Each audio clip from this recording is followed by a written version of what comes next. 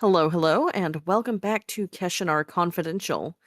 My name is Lady X, and I am giving you a behind the scenes tour of the making of the Kingdom of Keshanar, which is an upcoming D&D setting, which is based on ancient Egypt and asks the very important question, what if the magic, the myths, and the monsters were real?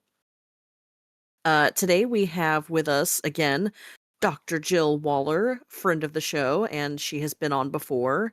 If you haven't listened to her previous episode, stop what you're doing and go do that because it is one of my favorite, nerdiest hours that I have gotten to spend on this project. And it is just always a delight to hear Dr. Jill talk about Egyptology. So, welcome back, Dr. Waller. Thank you for having me. Would you care to give us just a brief recap as to who you are and what you do? I am an Egyptologist, as you said. I got my PhD in Egyptology a few years ago now, but mm, lately I have several jobs, but I also do especially Egyptology consulting on projects like this. It has been just an absolute delight to have access to your knowledge base. Um, one of my absolute favorite things about this, and I know I've said it before, and I'm gonna say it again, is it's like having an emergency red hotline straight to an Egyptologist whenever I need to know like the most random things about ancient And Egypt. And that is one of my favorite parts of this job that I get to randomly dive into really random topics and just, it's a lot of questions that I never thought about before. And I feel that way a lot on this job. So, not everyone is as lucky as I am to have an emergency red phone to an Egyptologist. So, we went to the community and asked them if they had any questions, and they truly delivered. So, we are just going to jump right in here, and we are starting off super strong with actually something that I have wondered myself. What was up with the fake beards that pharaohs were often depicted with? Was there a purpose or symbolism involved? So it was symbolic. It's actually often referred to as the royal or the divine beard. It seems to have been ceremonial. It was a fake beard, and it was likely strapped on, which we know especially because representations often show a band which runs from the beard to the ears. And actually, it's been argued, especially by Rune Nord, that the detachable element was actually important to the symbology of basically being able to like put on divinity for certain ceremonial actions and that sort of thing. But certain gods were shown with this beard from the early dynastic period onward. So it's very clearly a representation of divinity and like taking on the aspects of that god. So would it have been more of like a thing that they would put on for special occasions or like official functions or something like that? Yes, and obviously not everybody could wear it. It's only the king who got to wear this because the king was a god on earth. Okay. So anyone that's looking to make a power move in a meeting, maybe strap on a fake beard. I don't know. Ooh, here's one. Did you find any difficulty with translating Egyptian myth and history into a TTRPG? So, um, and this is, something that has come up before, I think, but I came into this project really late, actually. I only was hired like last year, and Dave has been working on this game for literal decades. So when I came in, a lot of things were already set. So I can, make suggestions and help tweak and adjust things, but a lot of things are not, up to me. And quite frankly, I have a lot of fights with the writers, especially Dave, Mm. um, because especially, one thing about ancient Egyptian religion is that the gods are extremely fluid. It was totally cool for them to merge and separate and, share each other's characteristics, and that doesn't really work in an RPG. There need to be like Mhm. set rules and set roles for each god.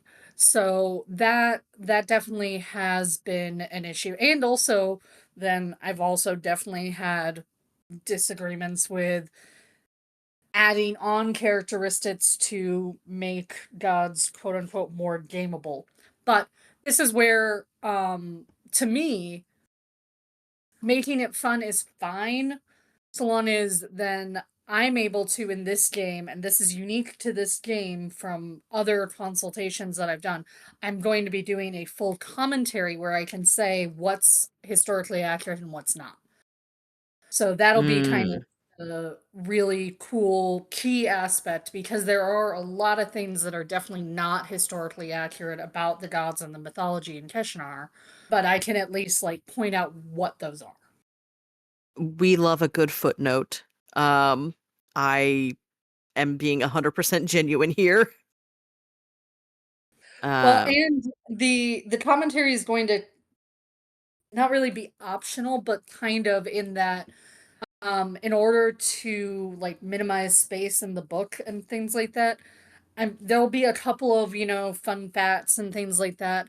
But currently, I think the main plan is to basically do something along the line of like QR codes or something that will then lead to an online resource with my more full commentary. So if you're interested, you can go. If not, if you just want to enjoy the game, that's fine too. I don't think anyone should mistake this as, like, this is not going to be Egyptology 101. I mean, for starters, it doesn't even take place on Earth. No, it does not. But I will say one of the biggest questions that I do get is usually something about that, and because it has been in some ways marketed that some people do get confused about that. So yeah, it is an Yeah. ancient Egyptian inspired world, but it is not set in ancient Egypt. Alright. Ooh, another, an Egyptian culture question this time. Someone is asking about musical instruments in ancient Egypt, which is very relevant given the bard class. Mhm. Yeah, so So if you give music us just was a quick rundown. yeah, music was super important in ancient Egypt and was involved in several different aspects of life. But like for example, also Hathor, goddess of sexuality and everything. She was also a goddess of music. She was literally the original goddess of sex, drugs, and rock and roll. But so musical instruments were very prevalent in ancient Egypt. One of the most famous being a sistrum, which is kind of like almost like a rattle, but often they're in the form of the goddess Hathor, and they kind of make a little bit of a shushing sound. But they also had flutes, drums, lutes, various different musical instruments, which were used for different ceremonies, funerals, or just entertainment.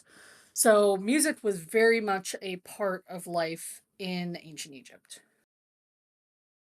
I read something, and I would actually love for you to confirm if this was, accurate or not, that in addition to, the standard troops of musicians and singers and whatnot, there were some that seemed to specialize in clapping. Yes, we do. Another musical instrument is a clapper. So it's not that they themselves were usually clapping. We have clappers, which are kind of things that you shake and they make clapping sounds. And Mhm. those were also especially related to the goddess Hathor, but we have some particularly beautiful examples which have survived. Excellent. I love that there's such a breadth of musical instruments to choose from. Yeah, and again, many of them have survived. We have lots of examples in museums. There are some particularly beautiful examples in the Met, the British Museum, and the MFA. But with that too, there's also been a lot of experimental archaeology.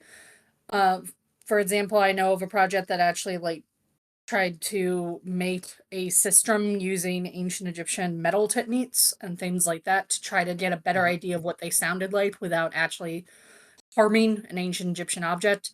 There were trumpets found in the tomb of King Tut, and there was actually also an experiment to try to figure out what those sounded like. But yeah, music was everywhere. Well, you know how much I love a good experimental archaeology. All right.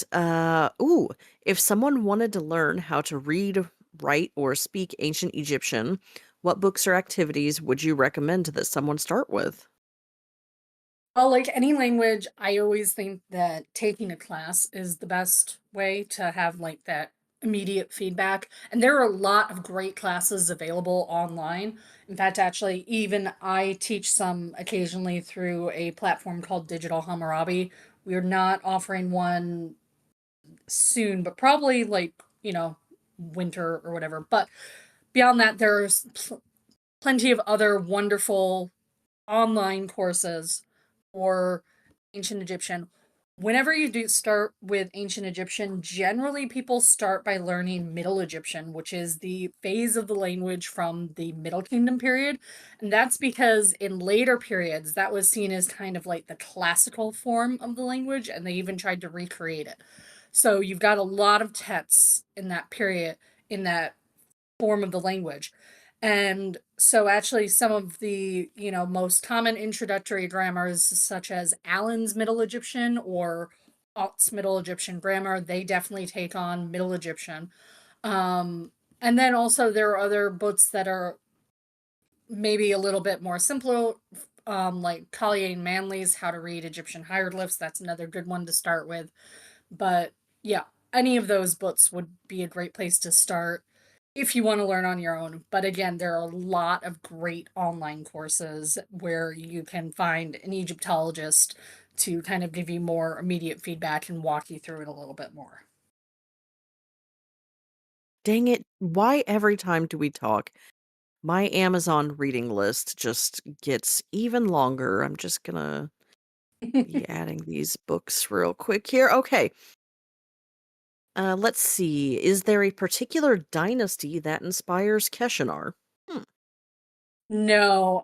So Keshanar, because again, it's not set in ancient Egypt, it's kind of timeless from the point of ancient Egyptian culture. We've got aspects that are inspired by different periods, especially like the flashier periods of, the Old Kingdom pyramids. There are pyramids in there, and then there's, um some nice subtle hints to like the kings of the New Kingdom period, especially since Dave, who wrote the original game, his favorite king is Amenhotep III. So there's some hints, but it's pretty much timeless from the point of ancient Egyptian culture. Oh, this one's a thinker here. Okay. How closely does the history of Keshanar follow that of Egyptian history? Again, it's pretty timeless. I mean, Keshanar has its entirely own chronology. It doesn't follow ancient Egyptian chronology at all. There are some nods to like the early history, but even that it's more nodding to the mythological history of ancient Egypt, their story of the earliest kings and that sort of thing, as opposed to the actual archaeological evidence. So it's pretty much timeless, but again, has its own internal chronology.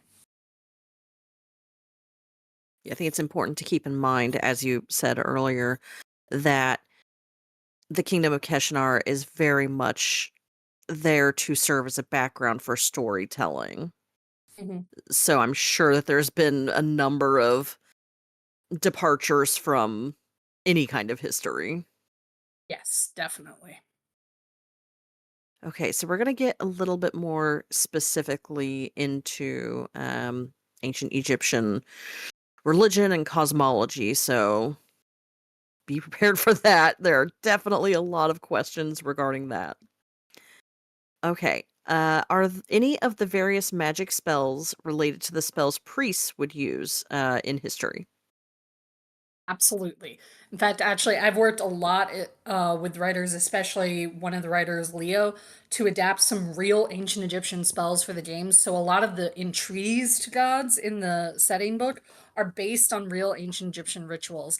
They're not exact one to one, obviously, because a lot of original spells don't quite fit, and they also, were based on, real life and not what magic would do in D&D, but there are a lot of examples where I've taken actual ancient Egyptian spells and then the writers have adapted those to make them into entreaties for gods or whatever. I've spent a lot of time, especially with the demonic magical papyrus, to find some good inspiration for some of these. On a related note, it's obviously not a big secret that the ancient Egyptians had a very special relationship with the sun. Mhm. Therefore, how did they react to things like celestial events like solar eclipses? Astronomy was huge in ancient Egypt, and they tracked astronomical events very, very seriously. They tracked everything that happened in the sky, used it as definitely a way to do timekeeping. We have star charts, we have lots and lots of records of them figuring that out. That being said, weirdly, we don't have a specific historical reference to an eclipse. References, we have records that have been interpreted as possible references to eclipses, but we don't have any texts that specifically said, there was an eclipse on that day. However, we do also have a lot of myths which have been interpreted as possibly referencing eclipses. So, for example, the myth of the distant goddess, which is one of my favorite myths from ancient Egyptian history. Basically, at one point, one of the goddesses, who is a daughter of Ra, the Eye of Ra in the story, several different goddesses can take on the identity of the Eye of Ra. She leaves for one reason or another, but leaves very suddenly, and she has to be coaxed back. So that has been possibly interpreted as an explanation for a solar eclipse, that the Eye of Ra has left. In the myth, also, she's usually welcomed back with a huge celebration, so maybe there was a festival related to the eclipse. There's Mm. also mythical references to Ra's eye, possibly of being wounded by Apep, which could have been a reference to a solar eclipse.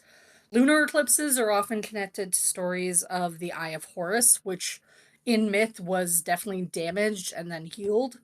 So, again, though, these are all just myths which Egyptologists have suggested in various ways are probably related to these real celestial events, but we weirdly enough do not have a specific text that says, the sun was blacked out on this day. That's really interesting. Are there any visual representations of eclipses? Again, it's highly debated. So, for example, there's an image in tomb of Ramses the Sixth, which has been interpreted by some people as possibly showing an eclipse. And from that, then Egyptologists who focus on chronology have suggested that maybe an eclipse happened during that reign. But again, it doesn't specifically say this is an eclipse. What it is that you've got what appears to be kind of a um not a double, but like the circle of the sun over another circle. Now, there are a lot of other explanations for possibly why it looks like that. Even, so much as like error or whatever, probably not an error, but it has been suggested to possibly have been an eclipse. But again, it doesn't specifically say that, so we can't say definitively. But it's one of those things that, people go back and forth and debate, and you'll see several art if you Google like ancient Egyptian eclipses, you'll see several articles where different Egyptologists have suggested these different images or texts are referencing an eclipse. But again, it's not outright. They don't specifically say this was an eclipse. Hmm. That is so interesting that that would be something that's kind of missing from the historical record. Yeah, it is kind of shocking because again, they did definitely study the stars and everything, very, very regularly, and we have full star charts and everything, but it's also very possible that they did, and those records are just missing.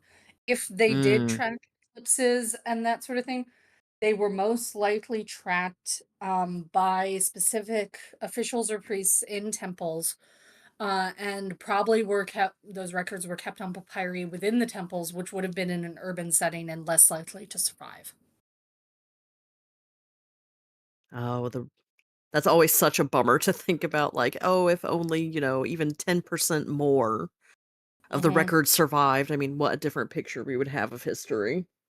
Yeah, it's not gonna probably be. It would have probably been something that would have been reported on papyri in a temple archive for House of Life archive.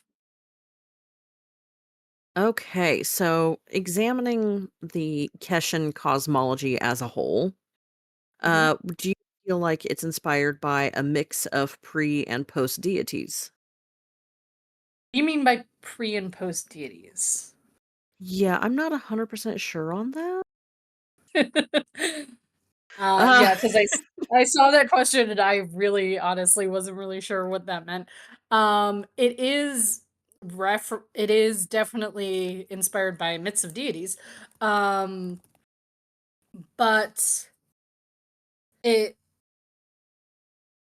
the best I could think that that question might have meant was the changes to gods over time in ancient Egypt, mm, and it the Keshanar mythology does seem to be more based on later mythology, which is probably just more because also that's the popularized version today that's more well known, right? The versions that have come down through like Greek uh, versions of the myths and that sort of thing.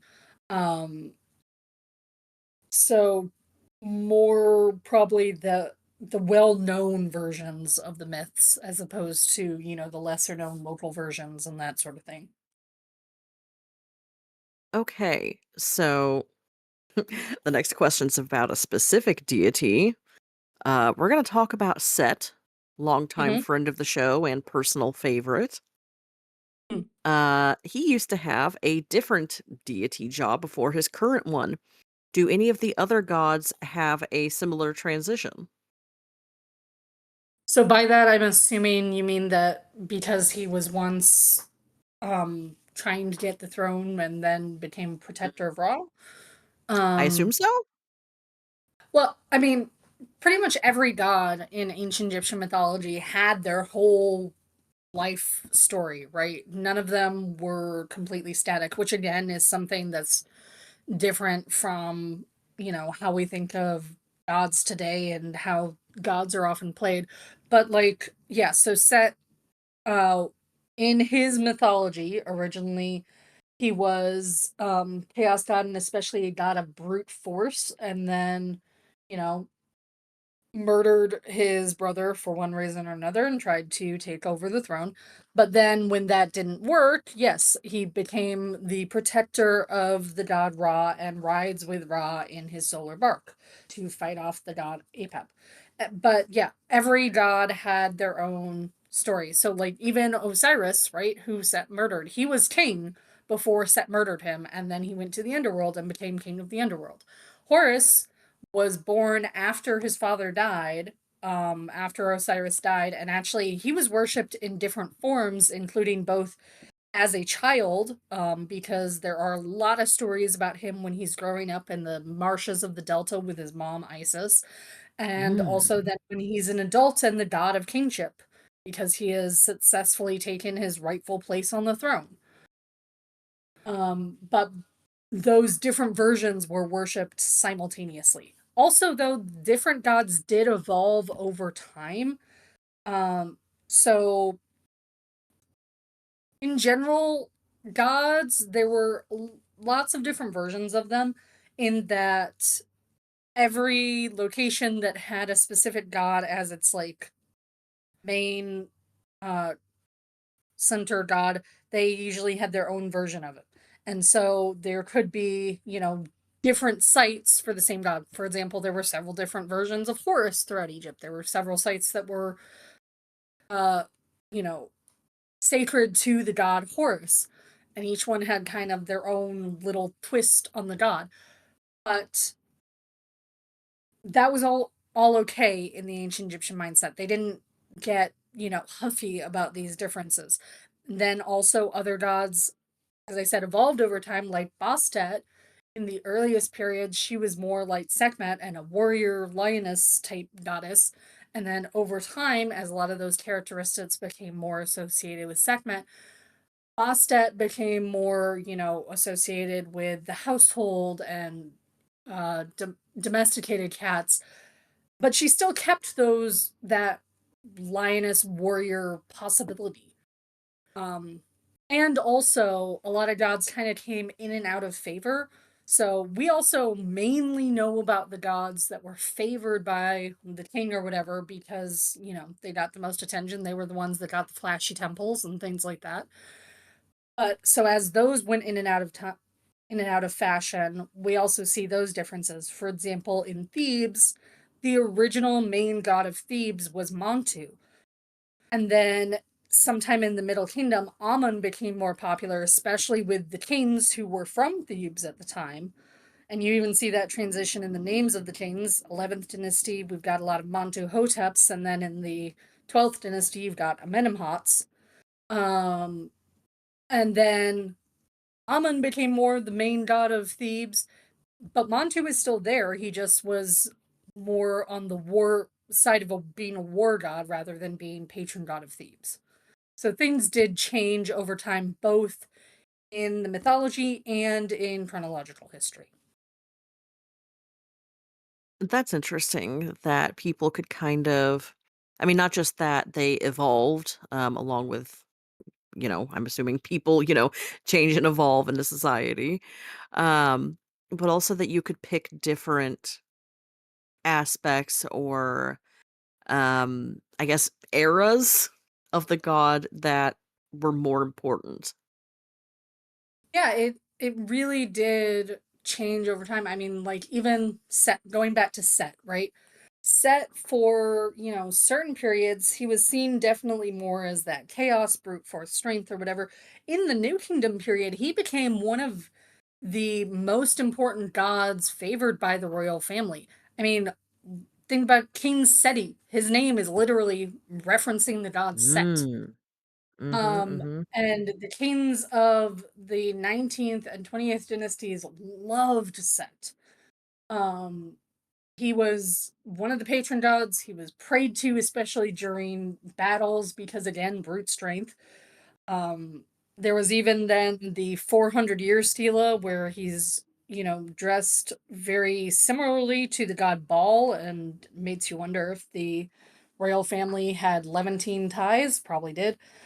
I mean, Ramses II was a redhead, but Mm. so there was definitely, whereas in other periods, Set was more for his, rebellious nature and, again, murdering his brother. In New Kingdom, he was definitely much more about the brute strength protector side. Okay, well, if I ask you any more questions about Set, we're gonna be here literally all day because anyone that's listened to an episode of this knows that I am an uncouth bystander of Set. Set is an awesome god. He is really awesome and has some great things in mythology. Um, and just also some funny aspects. If you ever read a translation of the contendings of Horus and Set, that story is also just one of the wildest stories you'll ever read. But his interactions with like Isis and everything are funny. Okay, I know what I just said about we're not gonna go down the Set rabbit hole, but by golly, we're here, so now we're gonna see the sights. Where do you fall on the set animal? I like the idea that this Set animal did not exist. That Ooh. it was because Set is also associated with chaos, and animal representations of gods were not literal. In Keshanar they are. But in ancient Egyptian mythology, different gods were shown in different animal forms because they didn't know what those gods looked like. And so they tried to represent them in ways that showed the characteristics that they associated with those gods. So, fierce goddesses were shown as lionesses. Mm. Um, you know, uh Horus, who was seen as being, a ruler from above, was shown as a falcon who could fly. Things like that. Or hawk, not falcon.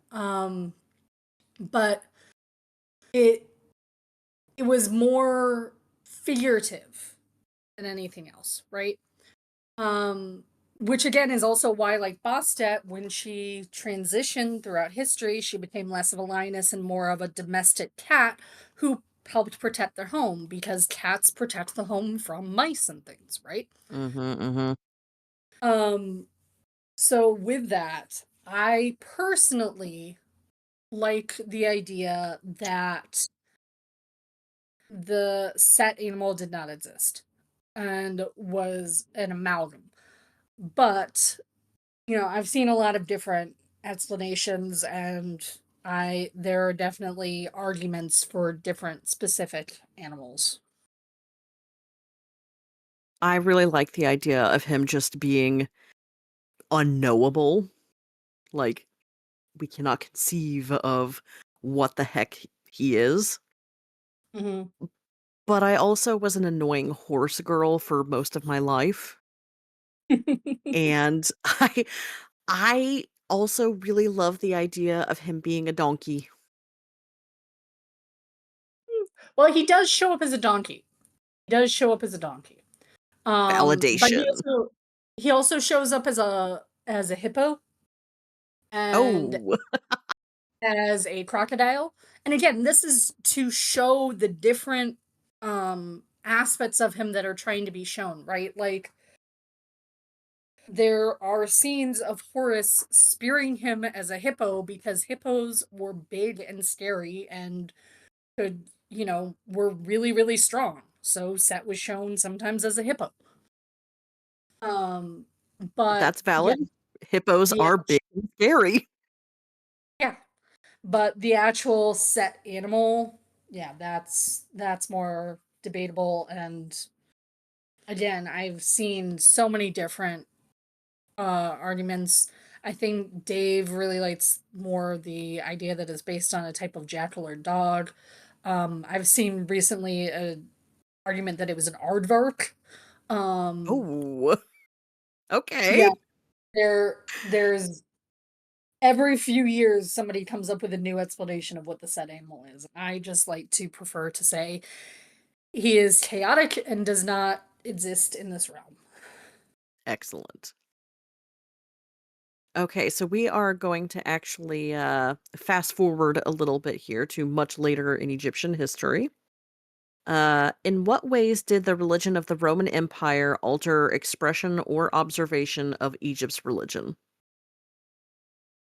So basically they merged. And this is something that we already see as early as like the late period and even earlier. Again, like, New Kingdom Set was already connected to Baal, and that we saw that throughout history actually. Even most of the ancient world, most of those types of polytheistic religions, it's totally cool when you meet a new culture or whatever. Oh, you have a god? Well, maybe they're a different version of my god. Maybe they're brother, sister, maybe husband, Mhm, wife, whatever. Who cares? It's cool. Um, which I honestly wish we had more of in modern religions. But mhm, with that, yeah, in the Ptolemaic period, the Greeks definitely adopted many of the Egyptian gods and were, again, kind of compared them and did, like Thoth as Hermes and things like that. Um, ISIS then also became extremely popular and Mhm, mhm. spread throughout the Mediterranean, and by the Roman period especially, she was everywhere. She even had a temple in Pompeii. She had temples everywhere throughout the Roman Empire, and that was also partially because she combined with all of these other goddesses. We have images of Isis Demeter, Isis Persephone, Isis Hera. She just became kind of a catch-all goddess who could absorb any other goddess, and thus, you know, could go anywhere. And those Greek uh, goddesses, when they turned into Roman goddesses, same thing. So there was definitely this merging, and even in the culture in Egypt, you see elements of both sides. Like, one of my favorite examples of this is mummies. Mummification was still a thing in the Roman period in Egypt, but there were then elements of Roman culture in it, like in the Fayum mummy portraits of Mhm, the area, which are beautifully, definitely Roman style art images of the deceased, but placed on a mummy. mhm. Um, so there's kind of definitely this myth. Also, in the Roman period, Egyptomania was already a thing. They loved ancient Egypt. They were obsessed Mhm. with it. They shipped monuments, obelisks, everything to to the rest of the Roman Empire. We have a statue of Antonius, Hadrian's lover, dressed as an Egyptian pharaoh.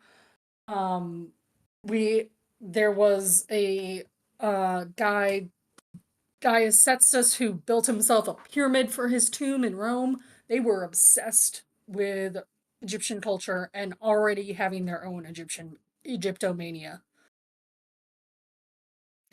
I, saw something actually not that long ago about they were doing some excavations in Turkey somewhere. I don't remember exactly where, but it was a big metropolitan center, and they unearthed some baths, which, I mean, that's to be expected, but these were done up in, like, an Egyptian theme.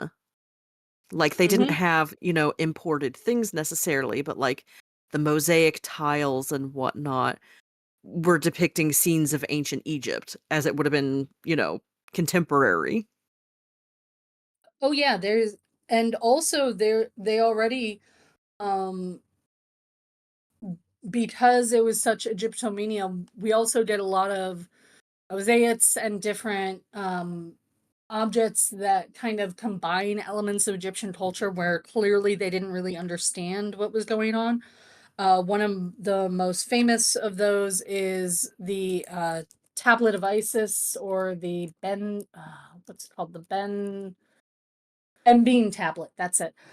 Mhm. The Mensa Azaica, and that's like from the first century, and which is also funny because it's one of those famous objects which was even used by early Egyptologists trying to decipher the language. And then after we deciphered the language, we realized they just threw a bunch of hieroglyphs on there. It doesn't say Yeah. anything. Um, so might have been part of the reason that they couldn't figure it out. um, yeah, it was already, Egyptomania enough that just like today, where you get, random tchotchkes that have gibberish hieroglyphs, they already did that in the Roman period. You gotta love that, as far back as history goes, like, it's always exit through the gift shop. Mm-hmm.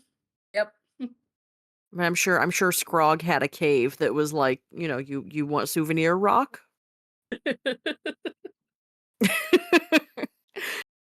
Okay, so this is actually a really good question that I have been wondering myself, so I'm glad someone asked this. Is there any proof in ancient Egypt of same sex relationships being accepted? Of same-sex relationships, absolutely. Mm, Accepted, less. So part of the issue with this is that ancient Egyptian society was very, very rigid in a lot of ways. And by that, I mean that everything was based on the concept of ma'at, right? That everything had a set place, and when everything was going well and balanced, that the universe was in sync and everybody was happy.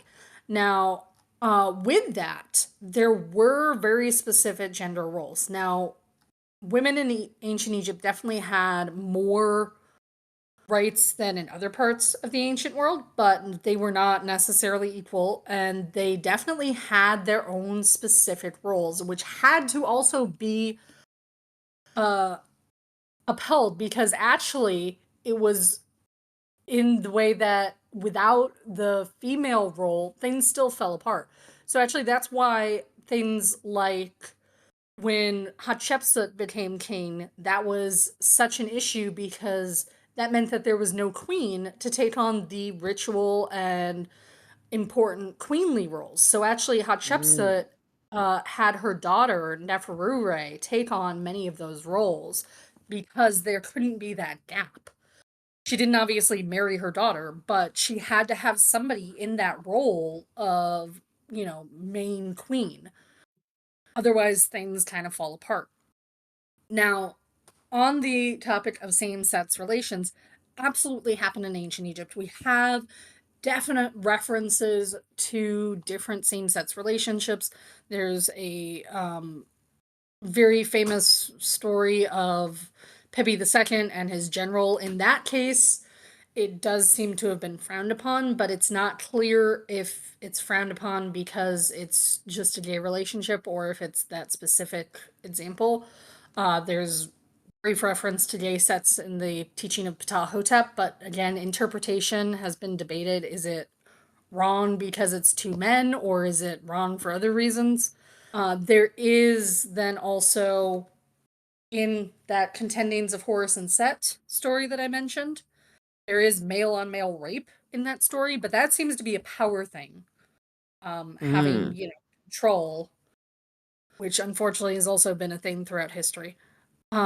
With the, is it accepted or not? There are some examples which have been debated as to whether or not they show gay couples. The most famous of which is Khnum Hotep and Khnum, officials in the Fifth Dynasty. So some have argued that they're brothers, possibly even twin brothers. But they're in the same tomb together. They do both have wives and children in the tomb. However, they're also shown kissing each other, and Khnum can be placed in artistic representations where Nyan Khnum's wife should be, to also Ooh. fit into a super gay stereotype. Their official title was they were the manicurists of the king. Um, but overall, um, it's unclear. So again, they have both wife and kids, but they're shown literally like kissing each other. So are they very, very close twin brothers, or are they a gay couple, or bi, or whatever? Unclear. It could very well be that they were together, but society dictated that you also, have something to procreate and that sort of thing. And that happens in a lot of cultures, right? Where Mhm. it's totally fine if you're gay, just, make sure you also have kids, you know. That could possibly have been what was going on, that it just wasn't shown in art because it didn't fit the ideal of Ma'at. But also, then there have been arguments that possibly, it just wasn't shown as much because maybe gender was more fluid. In mythology, we definitely see for the gods that that gender is very fluid. There are both female and male versions of different gods, Bes and Beset, etc. Also, in mythology, gender did not exist until the creator made Shu and Tefnut. The original creator god is shown to be basically kind of either genderless or both male and female, until the creation of Shu and Tefnut at the same time. That whole male female thing didn't really happen. So it it could also, especially because some of these references to homosexual behavior reference, like especially with between men, the one of the men is often referred to as kind of like a woman boy or something like that. It could just also be that gender was a bit more fluid than we know. But again, it's not said, so it's not explicit, and that could be just more of a taboo than saying it, but we do have references to it, so it definitely wasn't something that you just couldn't talk about. Uh, but how accepted it was, that is super debatable. Well, that was an extremely thoughtful answer. I kind of don't know where to how to transition to the next question after that because that was an excellent answer. Okay, we're just gonna plow right ahead and transitions be damned. Okay. What was the ancient Egyptian relationship with the sea? Oh, now that's a good question because I mean, so often we think ancient Egypt, oh, sand, desert, blah, you know. Well, they definitely did sail the sea, because there's definitely a lot of trade, and actually there was trade all the way, throughout Egyptian history, starting in pre-dynastic periods. I mean, we have lapis lazuli from a very early period, which came all the way from Afghanistan. Um, but with that, they generally saw the sea. Especially the Mediterranean Sea, was referred to as quote unquote the Great Green. Um, and it was definitely, the seas were yet another natural border. One of the reasons why ancient Egyptian geography has stayed relatively constant is because it has all these wonderful natural borders, right? You've got the Mm. desert, you've got the Mediterranean on the north, you've got the cataracts in the south. It's a nice little compact area, right? Um, which also then happens to, at least for most of history, had wonderful soil to create lots and lots of plants and agriculture and stuff like that. So it was definitely kind of more of a, go sailing to other places type thing. But in Egypt, it was all about the Nile. The Nile was the main water, and it was all about the Nile. Okay, so related to that, let's see. In ancient Egypt, there have been fossils and shark teeth discovered at the delta and embedded where the Nile ran. So, presumably, there were indeed sharks at the same time. Considering sharks have been around for a very long time. Why do you think we have no record or example of sharks being used, such as shark teeth necklaces, like there are in other cultures? Well, because, yeah, while there is uh evidence of sharks, they're generally from like Paleolithic periods, not from periods where we actually get like most of ancient Egyptian culture. It is, as you mentioned, a desert with a river, not a whole lot of sharks. Um, so, but before, everything in the way pre-Paleolithic and whatever, in the Neolithic and everything, the geography was way different. So even in the desert and stuff, there are excavations finding, whales from many thousands of years ago and things like that. But for most of Egyptian history, sharks were not a thing. Yeah, that seems fair. I feel like if they had encountered sharks, they probably would have been, Probably not. would have mentioned it, yeah. Yeah, there probably would have been some kind of a depiction of that because I mean they were prolific artists.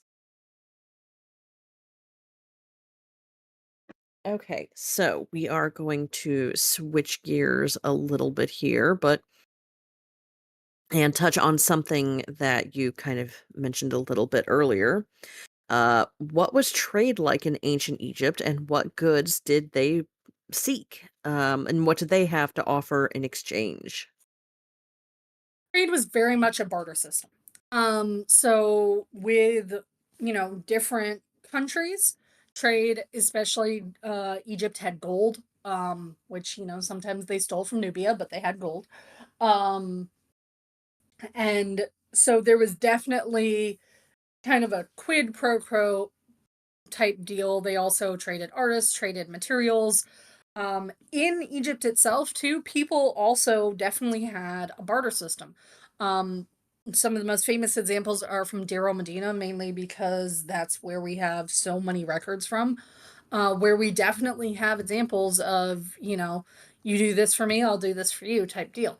Uh, Most people were paid in bread, beer, grain, but then they would, trade any extras or trade their services. Uh, Mm.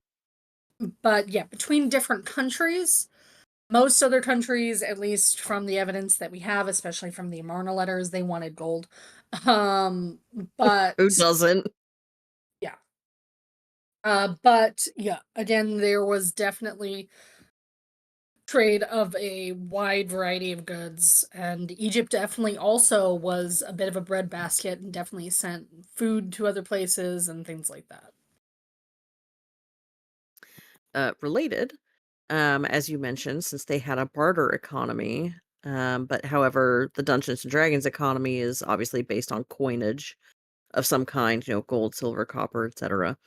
Was there any difficulty balancing these two facts? Again, that's something that was decided way before I came into Keshanar, but Keshanar is very much more into the D&D side of the universe, where there's definitely, you know, in that coins and different things. Um, so definitely more of what you would expect from a D&D game. Oh, okay. Beyond the culture of ancient Egypt, are there regions or peoples in Keshanar inspired by historical groups that the Egyptians interacted with, such as the Hyksos, Canaanites, etc.? At this time, I don't believe so, although I know that Dave and the other writers are working on expanding their descriptions of other areas in Orthane, which is, the larger universe outside of Kingdom of Keshanar. Um, but at this time, I don't think that the other neighbors of Keshanar are specifically influenced by specific cultures, but again, that's something that is probably going to change, especially if we get to, more campaigns. If, first campaign goes well, and then get to do later campaigns where people can go to the neighboring lands. I can actually answer this one a little bit also because I've worked with the writers to help develop some of these neighbors. And I know that Dave is probably somewhere screaming into the void, but I am actually more interested by one of Keshinar's neighbors than Keshinar, Which one? Alon Ruel. I figured that one. Yeah, I have had my sticky little paws all over that particular culture. Um, I think people are going to be surprised by some of them. Definitely stay tuned because if things go well, fingers crossed, we will be having, more books for them also. Okay, so we are going to oh, I'm sorry, we have one more basic ancient Egypt question here. How did flags and banners work in ancient Egypt? So, flags were very, very central in ancient Egypt, but not in the way you might think. There was no such thing as like national flags or anything like that. Flags were entirely religious, and in fact, the word for God, Netcher, was written with a flag on a flagpole. Huh. Every temple usually had flagpoles. Um, and actually, if you go to temples today, if you see like the huge pylon in front of, Temple of Karnak or whatever, if you notice those like rectangular indents in the front of that, that's because that's where the flagpoles went. Um, and those flagpoles would have been huge, like at least for some of them, at least like 20 meters tall. Oh, wow. They were huge. Um, I think some people have suggested that they were even taller than that, but the Flags were known in uh like temple iconography all the way back to the earliest temples in ancient Egypt. And again, it's very, very, very much connected to the idea of gods and ceremonies and that sort of thing. There's probably some connection also to standards, which were kind of images related to the gods that were carried around on a little pole and that could then receive offerings. Um, Oh, I so love that. yeah, there was probably some connection to that, but the flag itself, again, was a visual representation of the word God. And I actually once had a professor explain this to me as it really tells you a lot about the ancient Egyptian idea of a god, in that you can see the flag move, you can feel the wind, but you can't see the god itself. Mm. And so that probably is part of the reason why flags were so connected to temples and gods in particular. So what you're telling me is they would have been big fans of Flag Day. Oh yes, yes. And again, I mean, actually, I think uh like some of them, some of the tallest ones might have been, yeah, well over like 100, maybe even 200 feet high. So, and we definitely have references to how they probably would have raised them, similar to how they would have raised a mast on a boat with, ritual raising of the flagpole type thing. So would have loved it.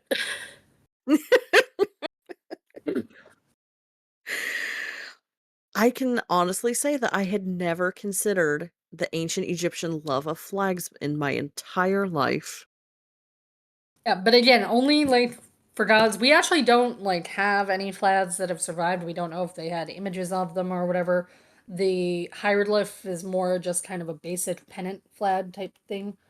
Um, yeah, just a very simple very simple flag, but presumably they would have, again, been at every temple flying and been a representation on Earth of the gods' powers.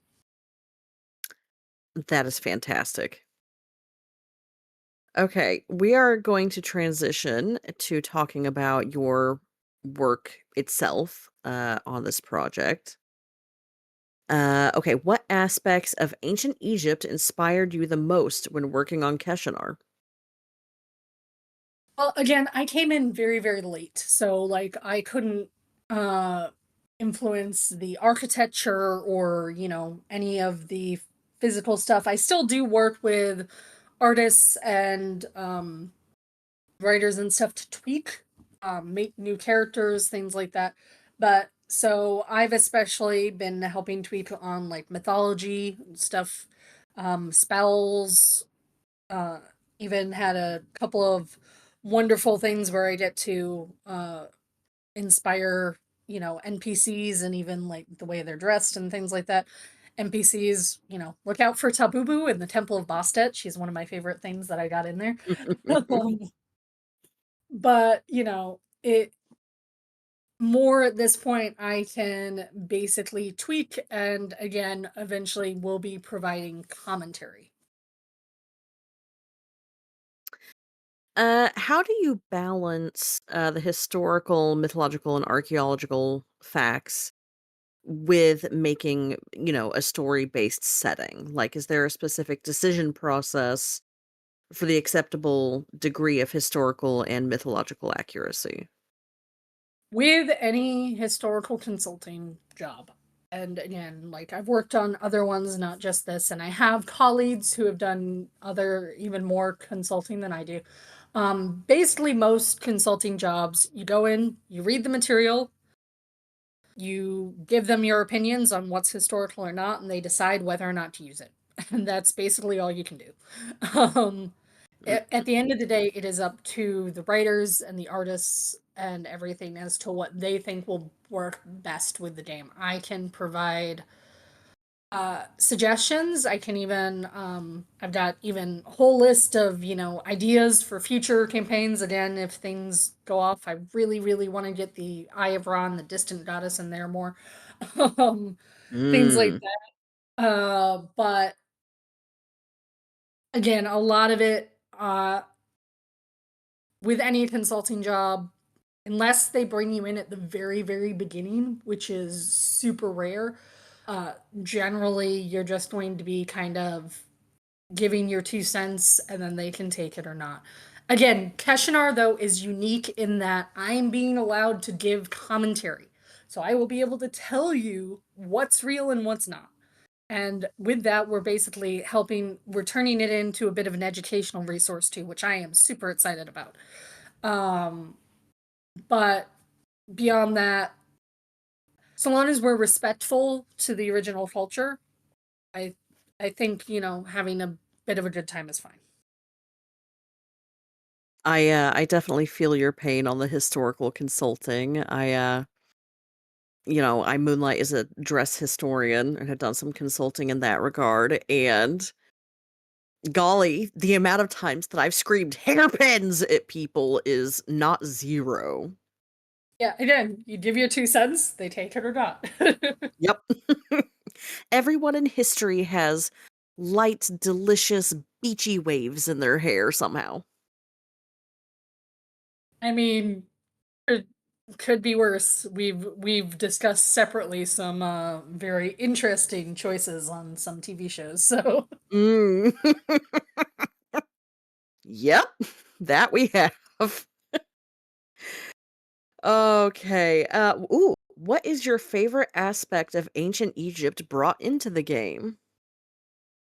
well, again, it's usually the ones that were my idea that then were adapted. So, one big example, like which I think we even talked about last time, but then also even was posted on the Keshnar Facebook page was Sahekek, the demon of headaches, and actually now the artists have created a particularly creepy version of him that will appear. Mhm.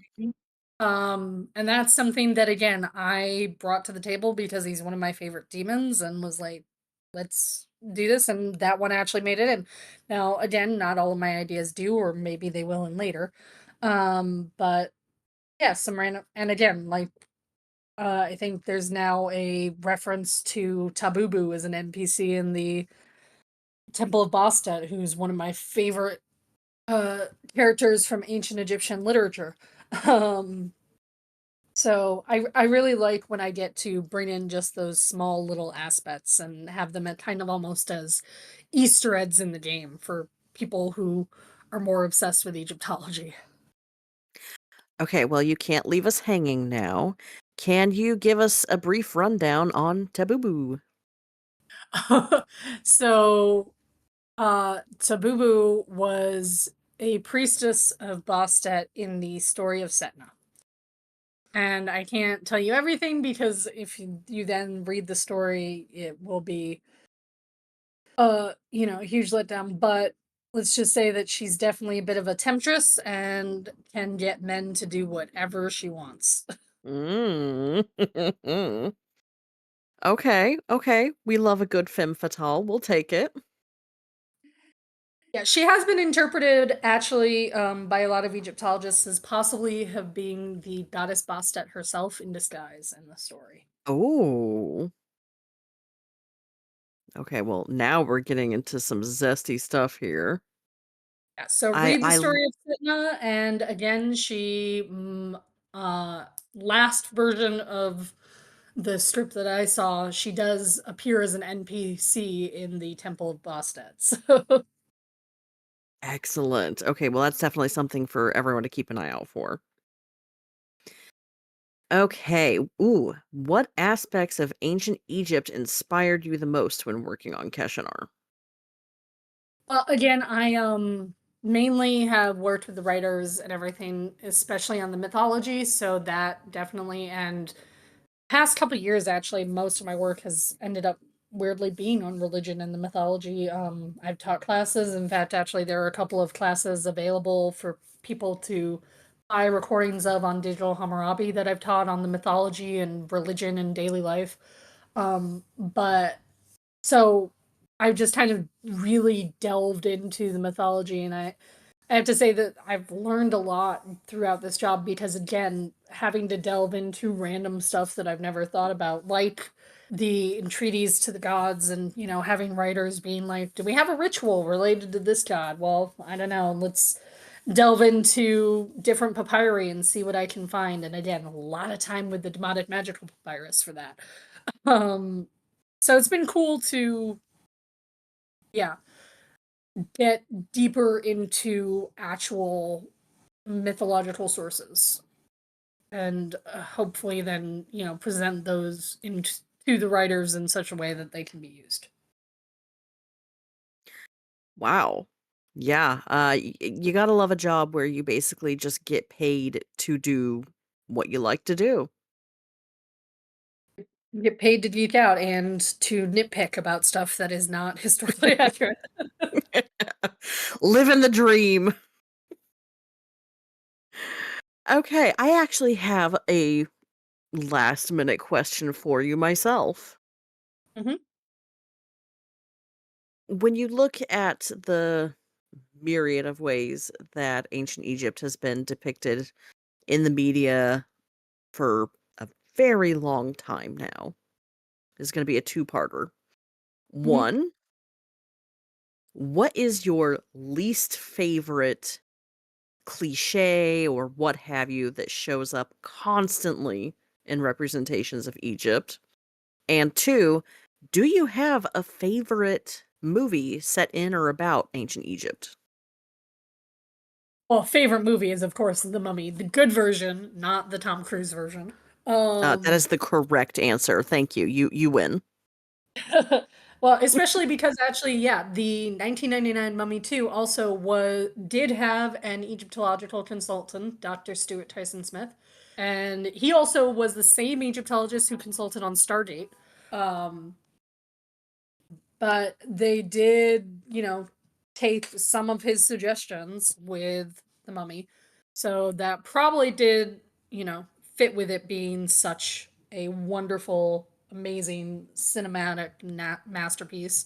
And even the stuff Mhm. that's not historically accurate, I'm just in love with. Can't not be. Every single aspect of that movie and The Mummy Returns is absolutely fabulous. The third one does not exist, as we all know. Mm-mm. Um, Mm-mm. but as to the worst stereotypes, that I mean, I think the worst stereotypes for me are probably just all the biblical stuff. Um, Mm.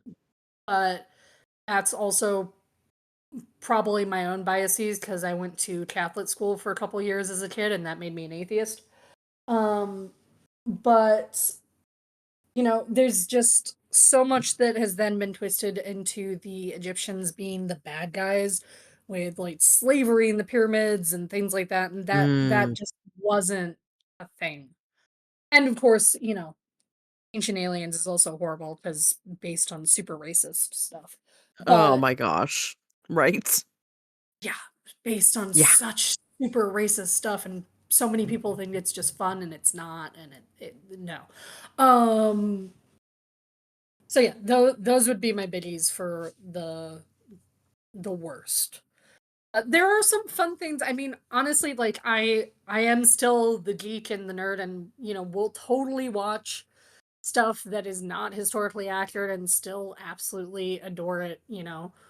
And still, I mean, I'll be pointing out everything that's wrong, but I'll totally sit there and watch all the bad movies and all the bad TV shows about ancient Egypt. I've not yet seen Moon Knight though. It's on my list. I love that you brought up Ancient Aliens because I think one of my favorite besides The Mummy, because we all agree that that is like a quintessential, like that is a movie. Hmm. Um, one of my favorite crossovers, I guess, between Ancient Aliens and Ancient Egypt is that episode of Futurama that they visit an ancient Egypt themed planet, Mm. and someone on the planet says, "Yes, we learned many things from the ancient Egyptians, including how to mummify our dead and the secrets of space travel." And I love that that's such an inversion. Like, the aliens didn't come to Earth and teach the poor, humans. The ancient Egyptians taught the aliens. I love that. Yeah, I like that too. Okay, well, that was extremely informative as always. Um, it's just always such a delight to have you on the show. I really hope we get to do this again. Yeah, I'd love to. Definitely, if people keep sending in questions. Oh, now see, they know that this is an option, so I'm sure that we're gonna have more questions. All right. Is there anywhere that people can find you on the internet to support your work? Uh, Not at this moment. People keep telling me I need to make a website. No, most of my work is again just like done privately. The only thing that's as public as Keshanar is probably my work through Digital Hammurabi, where I also teach. And again, we're not having anything come up soon, but we have done Middle Egyptian and things like that. And actually, I am currently working on just a basic history of ancient Egypt course for that, for Digital Hammurabi, which will hopefully be out probably sometime in the winter. And that would be one that people can both take and buy recordings of. You can buy recordings Ooh. of my past classes there, although we're trying to make them a little bit nicer. And also, you can buy courses there because Digital Hammurabi is based just on the ancient world, and especially they teach courses on the Bible, on ancient Mesopotamia. There's a really cool course which you can also buy from the catalog on Mesopotamian astronomy by a researcher at Brown. That's, if you're into Mesopotamia, I'd suggest that. But yeah, other than that, my stuff, I really need to apparently make a website at some point. Every time we talk, I just lose so much free time because you're always mentioning these great books and courses and everything. And I'm like, I don't need free time. I'm just going to write all these down and apparently spend several hours of my life lost in Mesopotamia. Oh, wait till my commentary on Keshanar comes out. I have an entire bibliography. Oh, why would you do this to me? So people can go look up stuff that I talk about in the commentary. Oh my gosh. Okay, well, there goes my life when, Keshanar comes out. That's it for a month. Okay, well, thank you once again, Dr. Jill, everybody. Definitely go and support her work. She has been an enormous asset to the project in every possible way. This has been an episode of Keshanar Confidential. If you would like to learn more about the Kingdom of Keshanar, you can visit our website, which is keshanar.com. We are active on most social media platforms. We also have a Discord channel that is extremely active. If you're interested in that, visit one of our social media pages and you can find a link there to join us. We are very active and always happy to chat. My name is Lady X. I am an uncouth bystander of Set, and I will see you in the next episode.